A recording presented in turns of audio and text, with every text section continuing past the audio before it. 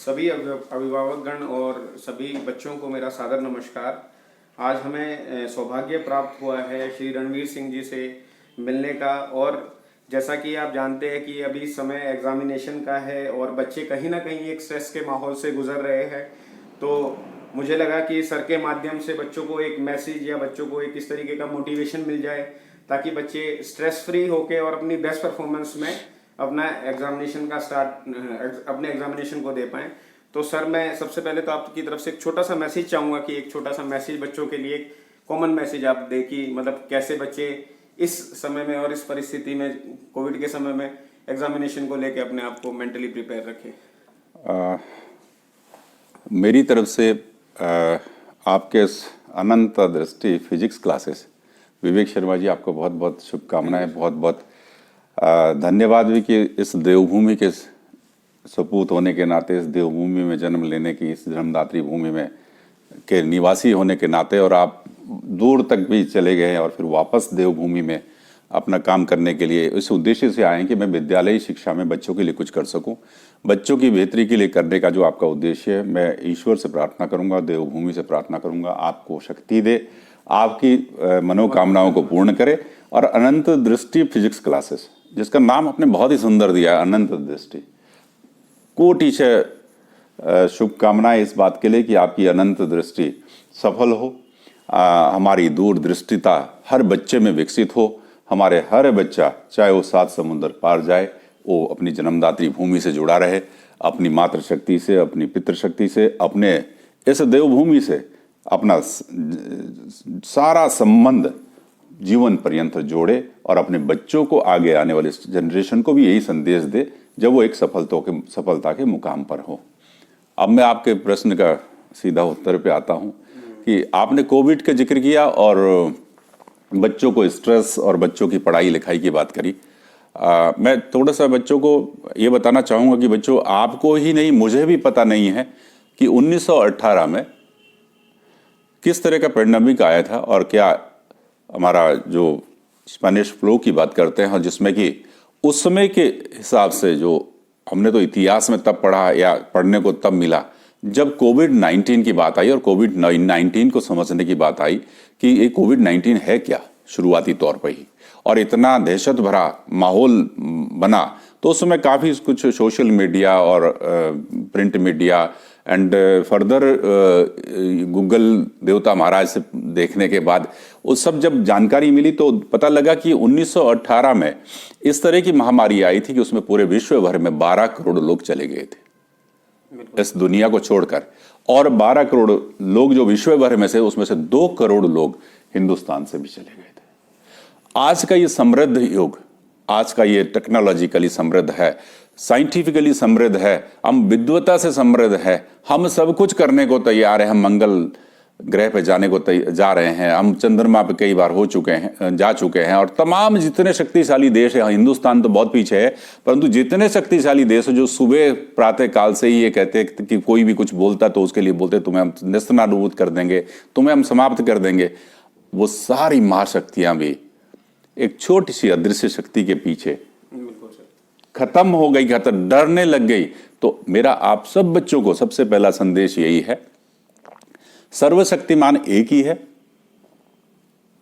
शक्ति स्वरूपिणी भी एक ही है, केवल और केवल अपने आचरण को बेहतर बनाते हुए, अपने स्वाभिमान की रक्षा करते हुए, अपने सारे क्रियाकलापों को बेहतर रखते हुए, उस भौतिकवाद की लालसा को थोड़ा सा अंकुश लगाते हुए अपने जीवन को एक इंसानियत की तरफ लेके जाएं, अपने जीवन को बेहतर बनाने के लिए डर से दूर रहें, अपने स्वाभिमान को ऊंचा रखें और सदा ही अपने गुरुजनों का, अपने माँ बाप का और अपनी उस जन्मदात्री भूमि का, जहां पर आपने जन्म लिया, इस सबसे श्रेष्ठ जन्म जो मनुष्य का आपको मिला है, उसको साकार करने के लिए केवल और केवल सकारात्मक चीजों को अपने दिमाग में लाएं, बिल्कुल स्ट्रेस फ्री जीवन जिएं। कोविड हमें सिखाता है कि हमें विकल्प के तौर पर कैसे जीना है, हमें वैकल्पिक व्यवस्थाओं से भी कैसे जीवन को यापन करना है। धन्यवाद दें उन प्रभु को जिन्होंने हमें इस कोविड की महामारी के बाद भी सुखी रखा, सुरक्षित रखा, और आज आपके बीच में और हम भी आपके बीच में हैं। नहीं तो अगर हम उन लोगों की देखें जिनका इतना सब कुछ संपन्नता होने के बावजूद भी किसी ने अपने माँ बाप खो दिए, किसी ने अपने बच्चों को खो दिया, किसी ने अपने साथी को खो दिया, किसी ने अपने परिवार के सदस्यों को खो दिया।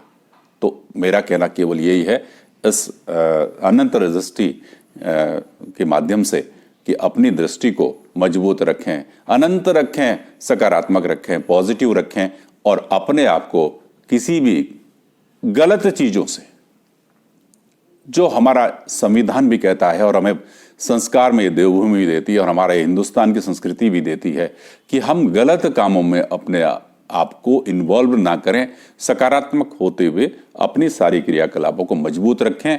कहीं कोई परेशानी नहीं अगर हम अपने समय का प्रबंधन करते हैं। भगवान ने हर एक को 24 घंटे दिए हैं, हर प्राणी को, हर उस जीव को 24 घंटे दिए हैं और कोई सफल हो जाता है, कोई सफल नहीं होता है और कोई असफलता की उस लकीर को पीटता रहता है, प्रटेक्स्ट ढूंढता रहता है कि मुझे ये सुविधाएं माँ बाप ने नहीं दी, मुझे ये सुविधाएं नहीं थी इसलिए मैं सफल नहीं हो पाया, मेरे पास ये चीज़ नहीं थी और उसके पास वो चीज़ थी, वो सफल हो गया, मैं रह गया। जबकि ऐसा कुछ नहीं है। केवल और केवल हमारा समय का प्रबंधन अगर ठीक है, जो ऑलमाइटी ने 24 घंटे दिए हैं, हम उस 24 घंटे में अपने शरीर की सुरक्षा के लिए, अपने शरीर को ठीक रखने के लिए, अपने चेतन को, अपने दिमाग को मजबूत रखने के लिए और अपने सारे स्वास्थ्य से लेकर अपने क्रियाकलापों को दैनिक आधार पर अगर प्रबंधन कर लें और उस टाइम का कैलकुलेशन कर लें, कितना समय मुझे पढ़ाई के लिए चाहिए, कितना समय मुझे रोजमर्रा के दिनचर्या को निभाने के लिए चाहिए, कितना समय मुझे सोने के लिए चाहिए और कितना समय मुझे अपने विकास के लिए, अपने सकारात्मक चीज़ों को मजबूत करने के लिए चाहिए। अगर ये कर लिया, कोई बच्चा, मैं दावे के साथ कहता हूँ, कोई बच्चा असफलता की उस शब्द की तरफ नहीं जा सकता, कोई भी व्यक्ति उस असफलता के उस शब्द की से नहीं जुड़ सकता। वो केवल और केवल सफलता की तरफ जाएगा, एक आशावादी समाज की तरफ जाएगा, एक आशावादी भविष्य की तरफ जाएगा और एक सकारात्मक नियत और नियति और सोच को लेते हुए इस धरा पर अपने जीवन को बेहतर बनाने के लिए आगे बढ़ सकता है। सर, एक प्रश्न बच्चे के माध्यम से आया, मैं आपसे पूछना चाहूँगा। हर्ष की तरफ से ये प्रश्न है कि सर आप कैसे विभाजित करते हैं ऑफलाइन और ऑनलाइन स्टडी को और उसका क्या इम्पैक्ट एक विद्यार्थी पे मतलब आपने पाया है, आपका क्या ऑब्जर्वेशन? बेसिकली क्या है सब कि मैं आपको विवेक जी, बच्चों के लिए मेरा आपके माध्यम से एक कहना है, हमारे पास पूरी सिस्टम को लॉकडाउन में चला गया, पूरा सिस्टम बंद हो गया, हम घरों में कैद हो गए। जिस मोबाइल को, जिस व्यवस्था को हम बच्चों को अलाउ नहीं करते थे स्कूलों में, पेरेंट्स भी मना करते थे और स्कूल्स तो बिल्कुल मना करते थे, अंततः उसी टेक्नोलॉजी के पास और उसी मोबाइल को हमें बच्चों को देना पड़ा। और बच्चों के साथ उस शिक्षा के लिए हमारे टीचर्स ने, हमारे सारे पूरे विद्यालयों ने दूरस्थ से दूरस्थ, मैं गवाह हूं इस बात का, अपने परिक्षेत्र में मेरे पास 21 जनपदों के 1500 विद्यालय हैं और मैं पिथौरागढ़ से लेकर उत्तरकाशी से लेकर उस बदायूं के दूरस्थ उत्तर प्रदेश के बदायूं जैसे रिमोट एरिया में और इधर उत्तरकाशी, पिथौरागढ़, अल्मोड़ा, चमोली, सब जगह के स्कूलों से जुड़ा हूं और सब जगह से मुझे फीडबैक आई कि उन्होंने जिस बच्चे को कनेक्टिविटी भी नहीं मिल पाई, उस बच्चे तक उन्होंने किसी ना किसी माध्यम से, किसी व्हाट्सएप के माध्यम से प्रिंट करके, लिख करके कुछ ना कुछ भेजा और बच्चों को पढ़ाई से जोड़े रखा। चूंकि मुझे थोड़ा सा खेदजनक स्थिति भी सामने मिली कि हम लोग लापरवाह हो गए, पेरेंट्स लापरवाह हो गए, पेरेंट्स ने अपने बच्चों को थोड़ा सा शिथिलता की तरफ ले गए और जबकि बच्चों के साथ और जुड़ना चाहिए था, क्योंकि हमारे पास केवल एक ही विकल्प था कि बच्चों की पढ़ाई डिस्टर्ब ना हो और बच्चे अपनी पढ़ाई से निरंतरता में जुड़े रहें। इसलिए ये ऑनलाइन व्यवस्था को जोड़ा गया था। जहां तक ऑनलाइन और ऑफलाइन की बात है, देखिए मेरा तो सीधा मानना है, बहुत सारे प्रेशर आए सीबीएसई के ऊपर भी, बहुत सारे ईमेल्स आए, बहुत सारी कुछ एक चंद 5 या 7% 25,000 प्लस स्कूल सीबीएसई के पास है, जिसमें कि 272 स्कूल बाहर के देशों में भी है, 27 कंट्रीज में हमारे और स्कूल्स भी हैं, विद्यालय भी है और पूरे देश भर में जो विद्यालय चल रहे हैं और देश भर की विद्यालय शिक्षा की राष्ट्रीय स्तर पर अग्रणी भूमिका सीबीएसई निभा रहा है। और पूरे भारत में जितने स्टेट बोर्ड है, जितने करीब 43 बोर्ड है, 43 बोर्ड्स हैं, ओपन बोर्ड और प्राइवेट बोर्ड और स्टेट बोर्ड और सीबीएसई मिला के, और उन सब में सारे बोर्ड अब कहते हैं कि सीबीएसई का जो फैसला है वो हम लागू करेंगे। सीबीएसई ने जो ये शोध करके और एक सोच से और बच्चों के हितों की रक्षा के लिए सर्वोच्च फैसला लिया, इसको सारे स्टेट लागू करते हैं। मेरा सबसे यही कहना है, विकल्प हमें जब कोई तलाशने की बात है और विकल्प हमें कोई सहारा देता है तो वो केवल वैकल्पिक है, वो अस्थाई नहीं है, वो अस्थाई है। और अस्थाई हमारी उस विकल्प के तौर पर हमारी दिनचर्या को एक रूटीन पे लाने के लिए है। मेरा बच्चों से और अभिभावकों से और जितने लोग इससे जुड़े होंगे, मेरा उन सबसे, टीचर से भी, सबसे यही कहना है, अब हम इस बात को नहीं लेके चल सकते कि सब ऑनलाइन व्यवस्था को लंबे समय के लिए ज्यादा तौर पर रखा जाए। ठीक है, जुड़े, अपने सारे गूगल से भी लें, जितने भी यूट्यूब ट्यूटोरियल है उससे भी मदद लें, टीचर से मदद लें, परंतु हम उसको एक अस्थायी तौर पर सरल तरीके से नहीं ले सकते, एक समाधान के तरीके से नहीं ले सकते। अब सारी दिनचर्या धीरे धीरे ठीक हो रही है। अभी बिल्कुल कोविड के फियर से, कोविड के डर से दूर रहें सब लोग, क्योंकि हम अपने व्यक्तिगत फंक्शन भी अटेंड कर रहे हैं, हम अपनी व्यक्तिगत घूमना फिरना भी कर रहे हैं। और सुरक्षात्मक दृष्टि से जो सरकार के नियम है, जो भारत सरकार के और राज्य सरकार के, और इवन दो खुद के लिए भी हम अपने नियम भी तो बनाए ना, कुछ जीने के नियम जब अगर हम बना सकते हैं, घर में रहने के नियम बना सकते हैं, तो क्या अपनी सुरक्षा के लिए अपने नियम नहीं बना सकते? हमें उसके मास्क पहनना या उसके एहतियात बरतना, ये सब कुछ लागू रखे रहना है और उसको चलाए रहना है। और उसके साथ साथ मेरा यही कहना है कि क्या हम इस कोविड के ठप्पे को, इस जो 2021 में जो एग्जाम देने वाले बच्चे हैं, जो इस सत्र में जो पढ़ाई करने वाले बच्चे हैं, उनमें उस कोविड के ठप्पे को परमानेंट मार्क कर दें, और जो 4 साल बाद या 5 साल बाद जो किसी इंटरव्यू में जाएगा या कोई जहां पे भी जाएगा, उसके ऊपर ये देखने को पहले ही मिले, अरे ये तो 2021 का बच्चा है, ये तो कोविड के टाइम का बच्चा है। हम ऐसा कोई काम नहीं कर सकते जिसकी वजह से कि कोविड की जिंदगी भर के लिए हमारे पास एक ठप्पे के तौर पर पहचान बनी रहे। हमें इससे डरना नहीं है, हमें इसको निडरता से अलग करते हुए आगे बढ़ना है। आपके पास पूरा मैदान खाली है, दौड़ लगाने की जरूरत आपको है, संघर्ष करने की जरूरत आपको है। आपके लिए पूरी सरकारी संस्थाएं, आपके लिए पूरे राज्य सरकार, केंद्र सरकार, जितनी संस्थाएं हैं, उसके अलावा आपके पास विवेक शर्मा जी जैसे व्यक्ति जो कि अनंत दृष्टि के तौर पर कुछ क्लासेस चला रहे हैं और बच्चों की विद्यालय शिक्षा में सहयोग कर रहे हैं, अपना बहुत बढ़िया से बेहतरीन जॉब छोड़ के अपने वापस इस देवभूमि में आए हैं। अगर ऐसे लोग हमारे पास हैं, मैं भी आपके लिए हर समय उपलब्ध हूं, तो फिर हमें डर किस बात का? डर उसको लगता है जिसके अंदर कुछ अपने आप से कुछ उथल पुथल चल रहा है।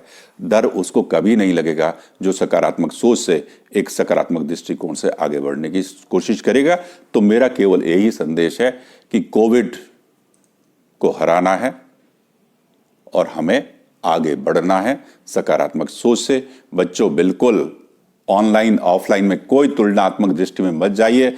आप अपनी किताबों से दोस्ती करिए, आप अपने उस भविष्य की उस चेतना से दोस्ती करिए, आप अपने माँ बाप से दोस्ती करिए, अपने शरीर से दोस्ती करिए, अपने आप को ठीक रखने के लिए अपने माँ बाप से दोस्ती करिए, अपने उस आशीर्वाद की चेतना को जागृत रखने के लिए जिस आशीर्वाद से वो आपको आगे बढ़ने के लिए प्रेरित करते हैं। अपने किताबों से दोस्ती करिए, अपने ज्ञान की उस चेतना को जागृत रखने के लिए, जागृत रहने के लिए, जो आपको भविष्य के उस पायदान पे पहुंचाएगी जहां पे आप सोच भी नहीं सकते। तो इसलिए आपको संघर्ष आपका है। मैं अभी पिछले प्रश्न में भी कह चुका हूं, 24 घंटे हर व्यक्ति को दिए, हर उस प्राणी को दिए हैं। एक चिड़िया है, उसको भी 24 घंटे दिए। जो व्यक्ति, प्रधानमंत्री जी को भी 24 घंटे दिए हैं, परंतु प्रधानमंत्री जी उन 24 घंटे में से 18 घंटे काम करते हैं। अरे तो हम 18 घंटे नहीं कह सकते। मैं अपने दफ्तर में अगर जो प्रिस्क्राइब्ड आवर्स है उसमें काम ना करूं तो ये मेरे लिए भी खराब है। अगर बच्चे अपने किसी भी क्रियाकलाप को 24 घंटे के हिसाब से नहीं बांट के रखते हैं और उसके हिसाब से प्रबंधन नहीं करते हैं, तो मैं समझता हूं कहीं अभिभावकों की क्यों है। सारे चीजों पे हम सिस्टम को दोषी नहीं ठहरा सकते। मैं फिर एक रिपीट करता हूं इस बात को, चूंकि मैं तो देवभूमि का रहने वाला हूं। एप्पल की जानकारी क्लास 6 में मिली, 5वां डिपार्टमेंट है सरकार में, छोटे छोटे पदों से गांव से पढ़ के निकला हूं, परंतु आज की तारीख में मुझे कहीं पे बोलने में, कहीं पे काम करने में संकोच नहीं है। और पिछले 19 साल मुझे इस जून में हो जाएंगे, मैं सीबीएसई में हूं और सीबीएसई में 16 रीजन में ये देवभूमि का Dehradun region one of the best regional office है, बेस्ट रीजन है। मेरे रीजन में 2017, 2018, 2019 के कंट्री टॉपर यहाँ आए, जो कि पहले साउथ में हुआ करते थे। 20 में कंट्री टॉपर की श्रेणीगत व्यवस्था इसलिए नहीं हुई क्योंकि 2-3 सब्जेक्ट में असेसमेंट स्कीम थी, इसलिए वो बच्चों को एक गलत संदेश न जाए और बच्चों के अंदर कोई एक संकुचित विचारधारा जन्म ना ले, इसलिए सीबीएसई ने कंट्री टॉपर नहीं डिक्लेयर किया। मेरा सबसे यही कहना है, हम जो मर्जी मार्क्स की और जो मर्जी बाकी चीज़ों की दौड़ में शामिल हों, पहले सबसे पहले आप अपने स्वाभिमान, अपनी अंतरात्मा की उस दौड़ को मजबूत करिए, जिससे कि आपको ना कभी ठोकर लगे, ना कभी आप किसी इंसानियत की रक्षा से वंचित हो सकें और ना आप अपने माँ बाप से, अपनी जन्मदात्री भूमि से दूर हो सकें। केवल और केवल सकारात्मक संदेश ही, सकारात्मक सोच ही हमें मजबूत करती है। इसके अलावा हमारे पास कोई भी व्यवस्था, कोई भी सरकार, कोई भी सिस्टम तब तक कोई कारगर नहीं हो सकता जब तक हम खुद से उसको अपनाते नहीं हैं, खुद से उसमें शामिल नहीं होते। 24 घंटे का प्रबंधन कीजिए, अपने बच्चों को मैक्सिमम तरीके से, बच्चों से भी अपील है और पेरेंट्स से भी, कि अपने बच्चों के साथ दीजिए, अपने बच्चों के साथ मैक्सिमम समय दीजिए। बच्चे भी अपनी दिनचर्या माँ बाप से भी शेयर करें। कोई कमी है, कोई प्रॉब्लम है, अभी भी 1 महीने का, करीब 1 महीना नहीं 45 दिन का समय है, करीब 1.5 महीने का समय है। 4 मई से एग्जाम है और आज 23 तारीख है। 23 मार्च के बाद, अभी हम 4 मई की बात करते हो, 45 दिन कम से कम है। एक एक दिन को कैलकुलेट कर लीजिए, धैर्य से अपनी सारी पढ़ाई को पूरी करिए। अपने किसी भी बोर्ड में, किसी भी व्यवस्था में, आप किसी भी संस्था से जुड़े हों, किसी भी बोर्ड से परीक्षार्थी हों, आप अपने धैर्य को मत खराब करिए, आपने सारा रिपीट करना शुरू करिए और बिल्कुल हताशा से दूर रहिए, निराशा से दूर रहिए और आशावादी बनिए। सर, एक प्रश्न और है बच्चे के माध्यम से कि ये 2 चीज़ें हैं सर, एक पैशन और एक एक्सपेक्टेशन। पैशन बच्चे का कहता है कि मुझे कुछ अपनी इच्छा से कुछ करना है और पेरेंट्स की एक्सपेक्टेशन उसे एक दूसरी दिशा में ले जाती है। तो कहीं ना कहीं ये एक स्ट्रेस वाली पोजीशन पे आके खड़ी हो जाती है। बच्चा अपना मोस्ट इफिशिएंट नहीं दे पाता क्योंकि उसके बैक ऑफ द माइंड कहीं ना कहीं चल रहा है कि नहीं यार, मुझे तो क्रिकेटर बनना था, बट मेरे फादर चाहते हैं कि मैं एक ऑफिसर बनूं। तो सर, इस समावेश में आप क्या पेरेंट्स के लिए मैसेज देना चाहेंगे, या पेरेंट्स बच्चों से कैसे कॉप अप करें इस सिचुएशन को लेकर? आपका बहुत ही दुरुस्त प्रश्न है शर्मा जी। मैं खुद भी एक अभिभावक के तौर पर, मेरी 2 बेटियां हैं। पेरेंट्स जो खुद नहीं कर पाए या जो खुद कर रहे हैं, वो चाहते हैं कि हमारा बच्चा भी इसमें शामिल हो या ऐसा ही करे। मेरा पेरेंट्स से हम्बल अपील है, अपने बच्चे के ऊपर कोई भी चीज थोपिए मत। जब हमारे माँ बाप ने नहीं थोपी, हमारा मार्ग हम लोगों को तो कोई उस समय बताने वाला ही नहीं था, कोई गाइड करने वाला थे। बहुत चंद परसेंटेज लोग थे जो, जिनके घरों में कोई गाइड करने वाला नहीं, तो ज्यादा पर पूरा हिंदुस्तानी परिवेश जो ग्रामीण परिवेश का है और कोई गाइड करने वाला थे। हम लोग कैसे निकल के आए? अपने आप से उनको सहयोग करिए, उनको सुविधाएं दीजिए, उन सुविधाओं पे नजर भी रखिए। परंतु उनको अगर किसी का म्यूजिक में इंटरेस्ट है, तो आज तो दुनिया में इतना सारी व्यवस्थाएं हैं कि म्यूजिक में ही वो अपना बहुत कुछ नाम कमा सकता है। जो मेडिकल में जाना चाहता है उसको मेडिकल के लिए सपोर्ट करिए, उसको इंजीनियरिंग के लिए क्यों मजबूर करते हैं? जो इंजीनियर बनना चाहता है उसको इंजीनियरिंग के लिए सपोर्ट करिए, उसको मेडिकल में क्यों धकेलना चाहते हैं? आप भले ही डॉक्टर हो, आपकी हॉस्पिटल कोई नहीं चलाए या चलाएगा, उसकी जिम्मेदारी उस बच्चे की थोड़ी ना है। आपकी कोई वो फैक्ट्री चलाए दूसरा और वो मेडिकल में जाना चाहता है और आपकी फैक्ट्री कोई दूसरी चलाए, आप नहीं चला पाएंगे, या कोई जनरेशन में और नहीं मिल रहा है आपको, कोई उसके लिए कोई प्रकाश की ज्योति नहीं मिल रही है। मैं आपको ये जरूर कहूंगा कि अगर बच्चे को आप उस दिशा में जाने देंगे तो वो आपके उस कारोबार को भी जरूर देखेगा। भले ही आज की तारीख में तो इतने सारे एम्प्लॉय रखे जाते हैं, सारी मैनेजर्स रखे जाते हैं, जीएम रखे जाते हैं, उनको वो अपने आप करेगा, परंतु आप उसको थोपिए मत। उसके ऊपर जरूर इस बात के लिए उसको प्रेरित करिए कि बेटा आपकी चॉइस क्या है, आपकी हॉबी क्या है, आप क्या बनना चाहते हो, उसमें सहयोग करें। और बच्चों से भी मेरा कहना है, अपनी बातों को खुल के अपने पेरेंट्स के समक्ष रखें। क्लास 10th जब आपका आ रहा है, क्लास 10th तक का सिस्टम एक जरूरी, एक जैसा है कि सभी के लिए कॉमन सिस्टम है। अभी तो नई शिक्षा नीति आ गई है।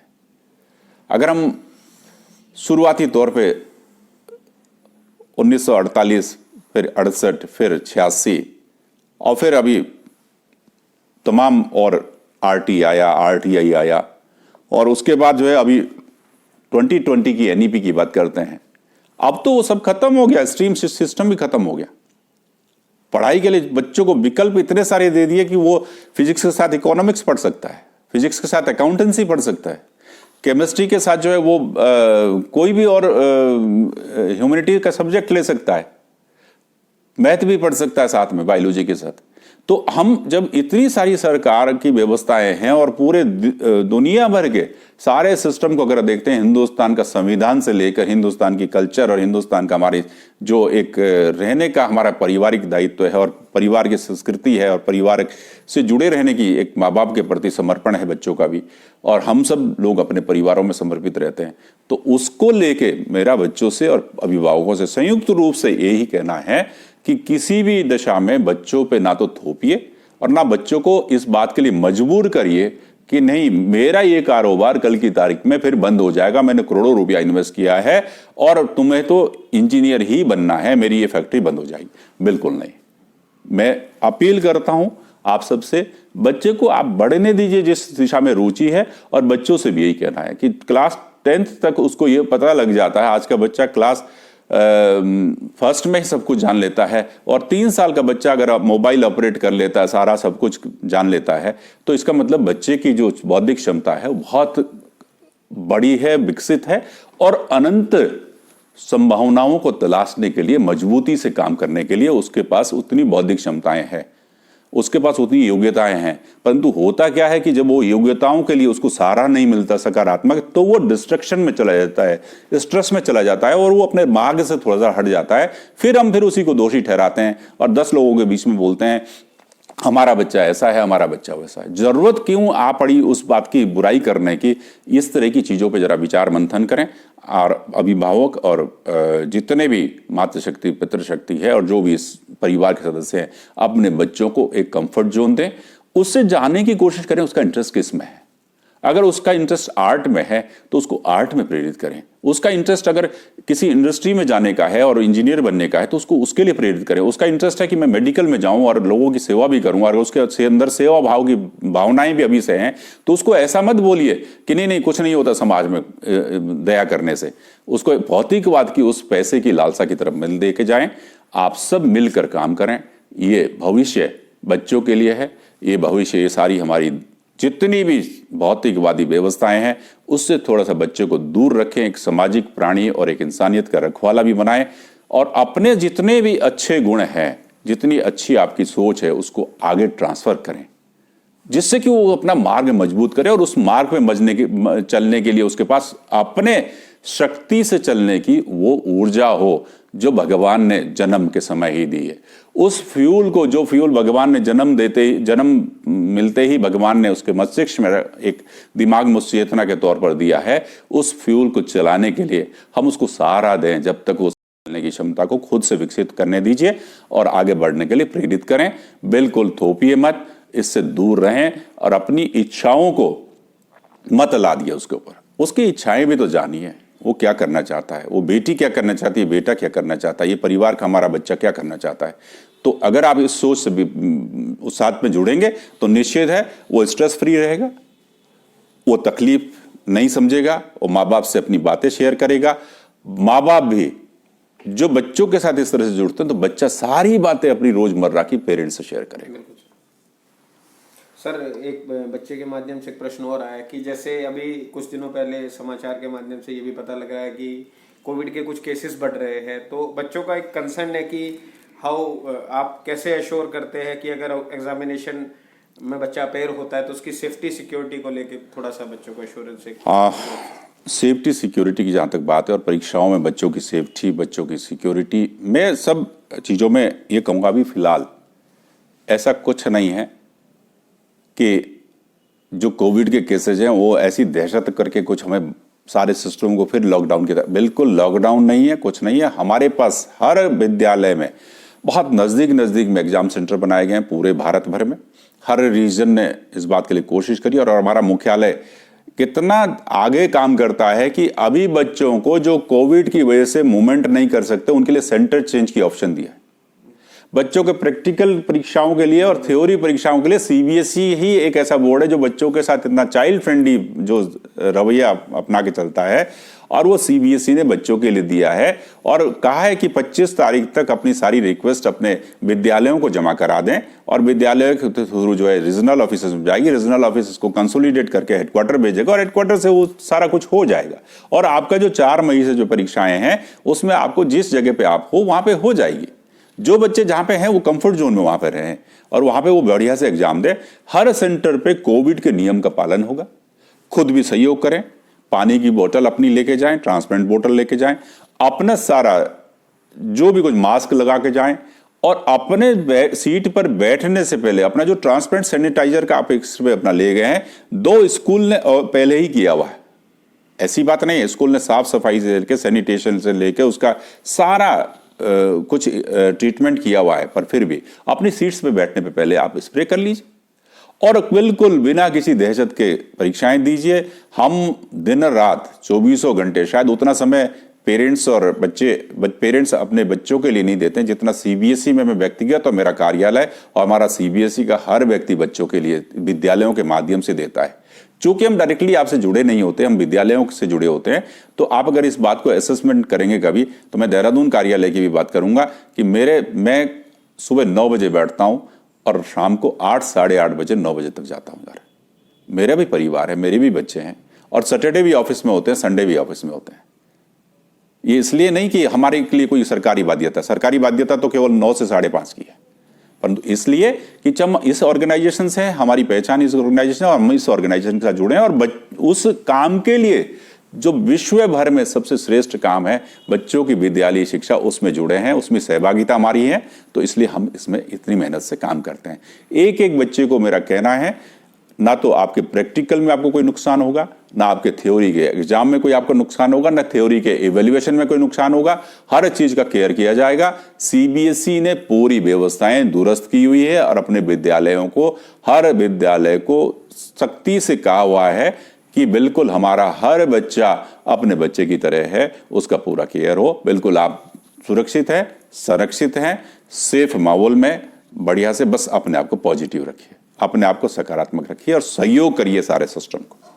सर, एक प्रश्न, एक टीचर और एक पेरेंट्स दोनों ही रूप में है जी जी, उनके माध्यम से आया है कि क्या सीबीएसई पेपर बनाते समय इस बात को कंसिडरेशन में रखा है कि जो इस टेन्योर के दौरान बच्चे ने जिस प्रकार की पढ़ाई या जिस प्रकार की बाधाएं रही है, तो क्या ये कंसिडरेशन में रखा गया है कहीं ना कहीं?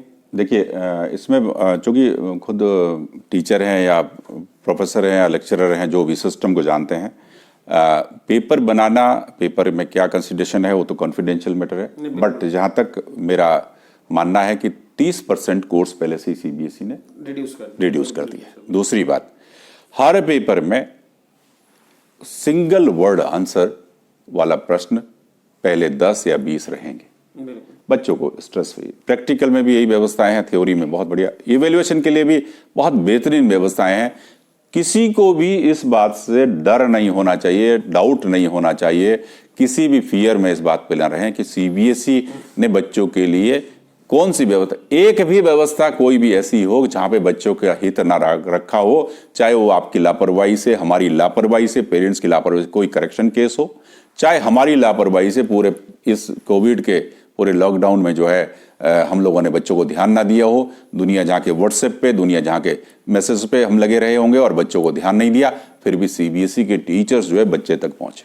सीबीएसई हर सिस्टम के टीचर्स, हर विद्यालय के जो टीचर्स जो है बिल्कुल बेचारे 50 साल की उम्र पर आ चुके हैं और टेक्नोलॉजी नहीं जानते, मैं भी बहुत सारी टेक्नोलॉजी से वाकिफ नहीं हूँ, उन लोगों ने भी इस समय पूरे उसको सिस्टम को 2-3 दिन में लर्न किया, सीखा और बच्चों तक पहुंचे।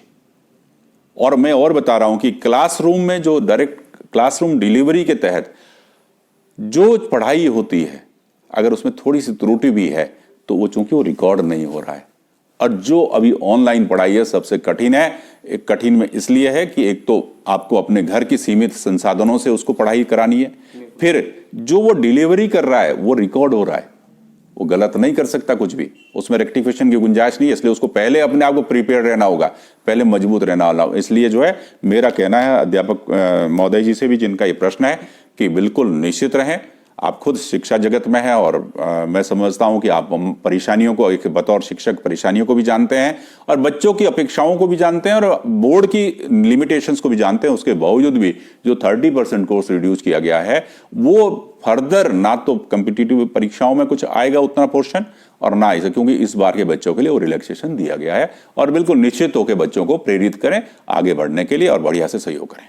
सर मेरा आखिरी क्वेश्चन, मैं आपसे एक फाइनल मैसेज भी चाहूँगा और ये भी चाहूँगा कि एक विद्यार्थी, एक स्टूडेंट को हम किस रूप में देखें, एक अच्छे शिक्षक के रूप में या एक अच्छे इंसान के रूप में, मतलब क्या परिभाषा होनी चाहिए आपके हिसाब से? अभी लोगों ने इसको बदल दिया है सर अपने अपने तरीके से।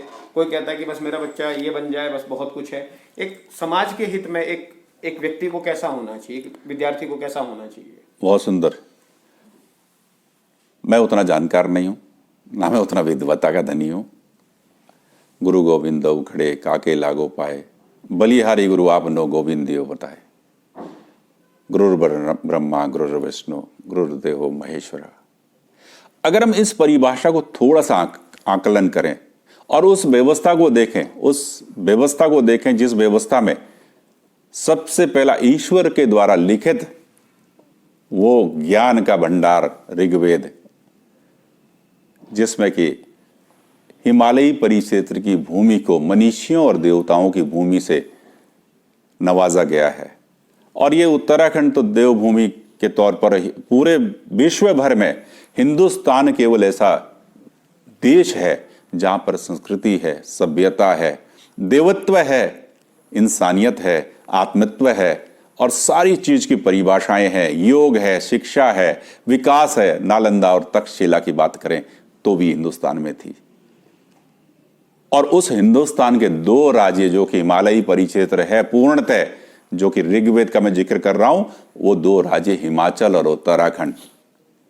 ये तो आज हमने राज्य बनाए हैं, परंतु हिमालयी परिक्षेत्र ये पूरा है, उसमें मनीषियों और देवताओं की भूमि ऐसे ही नहीं कहा गया है। हम बहुत सौभाग्यशाली हैं कि हम इस देवभूमि के नागरिक हैं, क्योंकि देवों का भी वास इसी हिमालय पर है। हम ये मान के चलते हैं और ये मानना भी चाहिए, अगर 5000 साल पहले भगवान ने अवतार लेकर इस सृष्टि पे वो गीता का ज्ञान दिया, अगर ईश्वर ने इस सृष्टि पे समय समय पर अत्याचार को खत्म करने के लिए और विभिन्न अवतारों के रूप इस हिंदुस्तान की इस धरती में अवतार लेते हुए दुनिया को, सृष्टि को और पूरे समाज को ज्ञान दिया, तो सर्वोच्च, मेरा ये कहना है, सर्वोच्च आदर इंसानियत का होना चाहिए। वो चाहे किसी भी व्यवस्था से हो, किसी भी जेंडर कास्ट से, तो सब हमने बनाया है।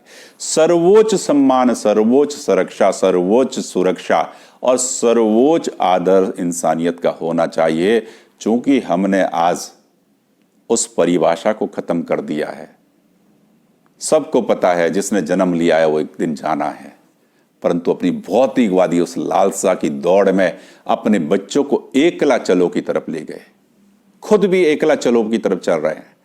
कैसे एकला चलो में निर्वाह कर पाओगे अगर हम उस माटी को नहीं याद दिलाएंगे जिस माटी के हम रहने वाले हैं? अगर हम उस भूमि को भूल जाएंगे, उस संस्कृति को भूल जाएंगे, तो उस सूखे पेड़ की तरह होंगे, जो सूखा पेड़ ना तो किसी को छाया दे सकता है, ना जल दे सकता है उसकी जड़ों के द्वारा, ना किसी को सुरक्षा प्रदान कर सकता है, बल्कि हर एक को डर लगा रहता है कि ये अपनी उम्र से पहले सूख गया है, ये पता नहीं अंदर से दीमक से ने खोखला कर दिया हो, ऐसा ना हो कि मैं इसके बगल से जाऊं और इसकी टहनी कोई गिर जाए मेरे ऊपर।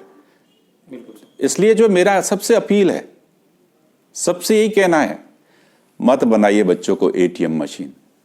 हम सुबह उठते हैं और सबसे सुबह उठने पर अपने बच्चों को नहीं देखते, खुद को नहीं देखते, पति पत्नी अपने बेड पे लेटे हैं, अपने आपस में नहीं देखते एक दूसरे को, सबसे पहले इस मोबाइल को उठाते हैं और सबसे पहले आउटर वर्ल्ड पे जुड़ते हैं, उस फेसबुक पे जुड़ते हैं, उस व्हाट्सएप पे जुड़ते हैं, उस आउटर वर्ल्ड पे जुड़ते हैं जिस आउटर वर्ल्ड पे 95% मिथ्या, भ्रम और गलत चीजों का संचालन है। हम इनर वर्ल्ड को नहीं देखते, हमने इनर वर्ल्ड को देखना बंद कर दिया है। हमने आंतरिक उस ऊर्जा को मृत प्राय कर दिया है। हम भोजन खाएंगे तो भी ऑनलाइन मंगाएंगे, बाहर का खाएंगे, अपने घर का भोजन बनाने की क्षमताएं खत्म कर दी, अपने घर के भोजन में वो प्यार ट्रांसफर करने की क्षमताएं खत्म कर दी, अपने परिवार में वो ट्रांसपेरेंट जीवन जीने की क्षमताएं खत्म कर दी, वो प्यार बांटने की क्षमताएं खत्म कर दी।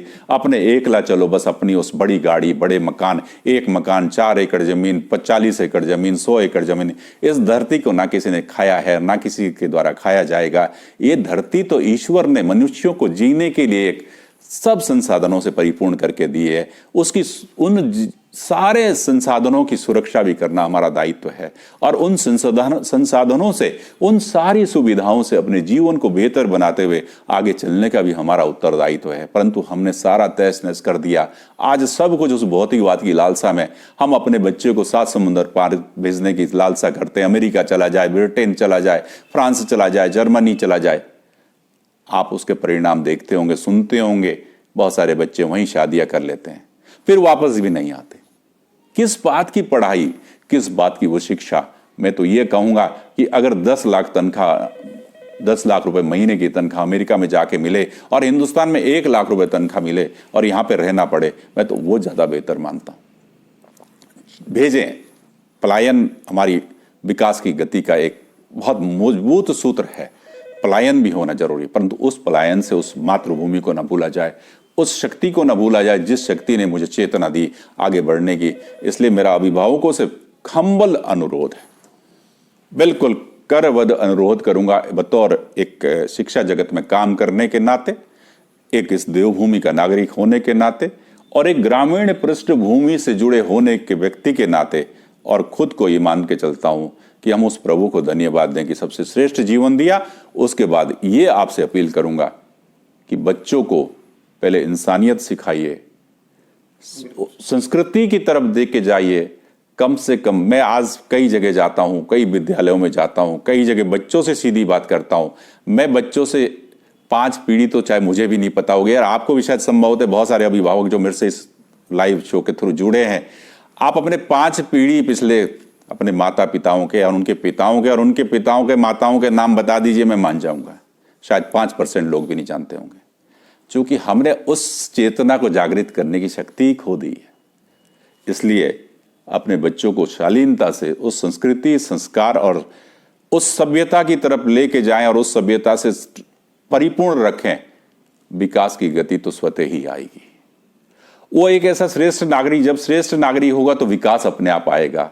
श्रेष्ठ नागरिक होगा तो आपकी सुरक्षा भी करेगा, आपके लिए समर्पण भी रखेगा, आपके लिए हमेशा नतमस्तक भी रहेगा। नहीं तो क्या होता है, आज का फैशन तो बहुत खतरनाक है। दूर से ही हाथ हिलाकर चरण स्पर्श का अभिवादन कर देते हैं, जबकि चरण स्पर्श करना एक बहुत बड़ी संस्कृति की पहचान है कि जब हम किसी के चरणों में अपने हाथ को लगाते हैं और अपने माथे को नीचे झुका के करते हैं, तो ईश्वर की तरफ से हमें इस चेतना मिलती है कि मेरे अंदर जितनी बुराइयां हैं, जितने मुझे कोई गलत आदतें और अहंकार है, वो इन चरणों में जो मेरे से बड़े हैं, जिनके मैं चरण स्पर्श कर रहा हूं, जो मेरे लिए भगवान तुल्य है, उनके चरणों में गिरे और वो नष्ट हो जाए। और उनके फीट जब छूता हूं और उनके फीट पर जब माथा लगाऊंगा, तो जो उनके अंदर गुण है वो मेरे अंदर आए। जो उनके अंदर सद्गुण है, एक संस्कृति की सभ्यता है और एक संस्कार है, और एक उस उम्र तक पहुंचते हुए उस संघर्ष को झेलने की, उस संस्कृति और उस संघर्ष को और उस चेतना को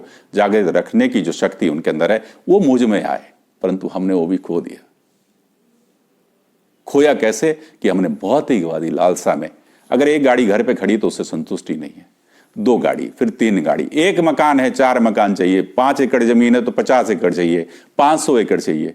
मैं आप सबके बीच में, अगर अशोक सम्राट, अगर अशोक महान कहलाए तो वो तब कहलाए जब उन्होंने उस अहंकार को और उस हिंसा को खत्म किया, अपने मन से त्यागा, तब उनको अशोक महान कहलाया गया।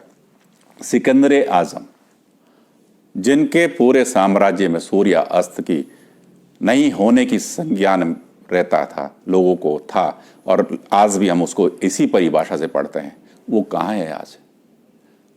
मैं जन्म से लेके हर व्यक्ति के लिए ये कहूंगा और अपने आप के लिए भी मानता हूं, हर दिन जी रहा है और हर दिन मर रहा है। एक दिन उसका जीने का वो है जो प्रभु ने उसको दिया है और अच्छा काम करके जी रहा है, और मर वो रहा है जो एक दिन उसका कम हो रहा है हमारी उम्र से।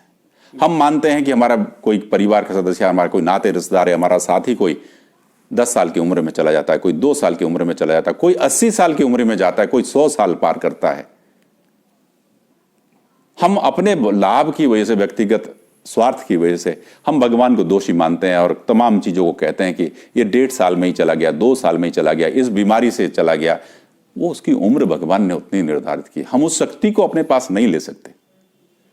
अगर संत रविदास जी 142 साल जिए तो कैसे जिए? हम जाने उस संस्कृति को, हम जाने उस चेतना को, कौन सी ऊर्जा उनके अंदर थी कि तू 142 साल जिए।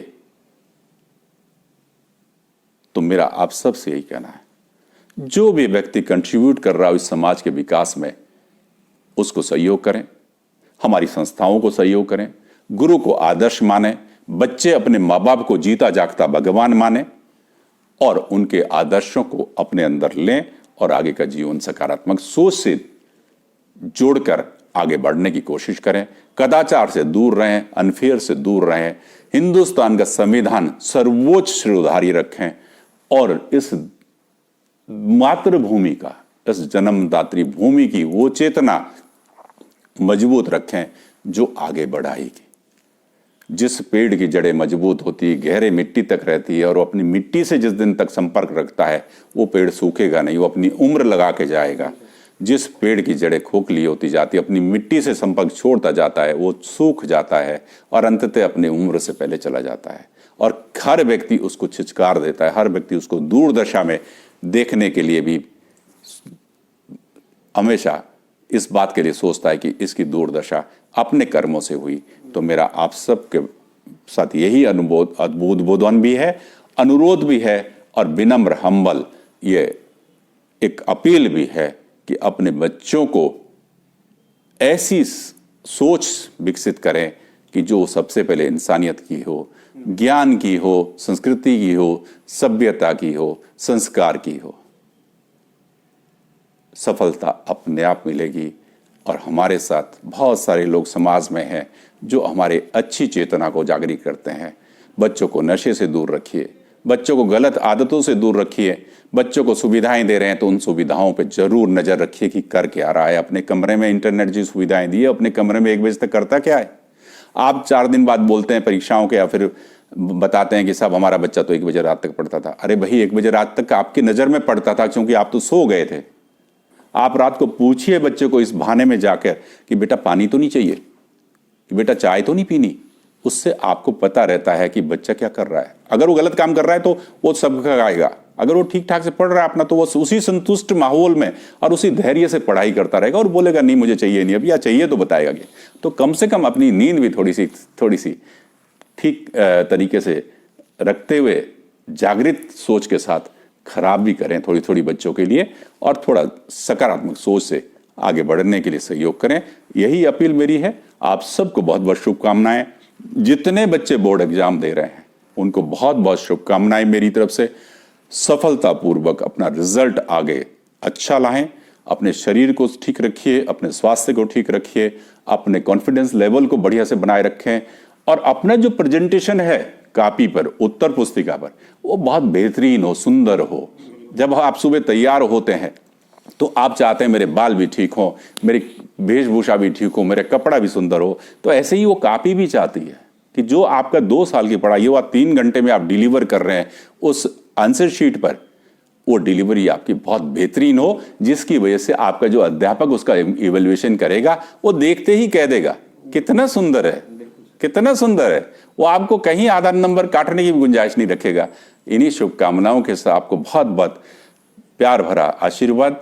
सफल इंसान बने, नेक इंसान बने, देश प्रेम को जागृत करें, राज्य प्रेम को जागृत करें, मातृ प्रेम को जागृत करें, पितृ प्रेम को जागृत करें, अपने परिवार के प्रेम को जागृत करें।